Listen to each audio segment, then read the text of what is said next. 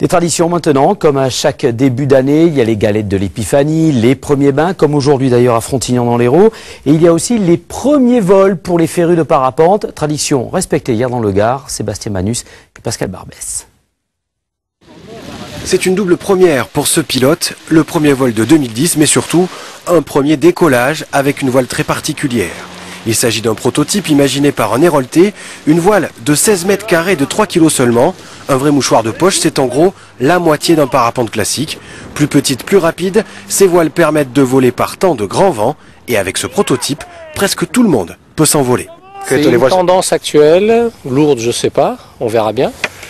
Mais disons que là, ça commence à prendre forme parce que les voiles que vous avez vu voler, on arrive à des générations de voiles qui sont accessibles, on va dire. Avant, ça existait déjà les petites voiles, c'est un pilotage difficile. Là, il y a des gens qui les ont essayé pour la première fois alors qu'ils n'ont pas beaucoup de vols. C'est devenu vraiment un outil facile.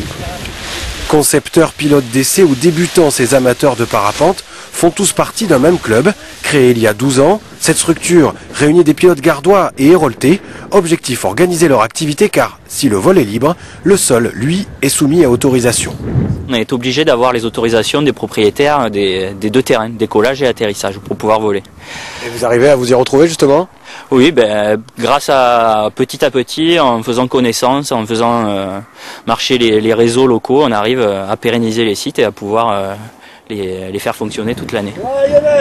Une année 2010 qui débute sur les chapeaux de roue.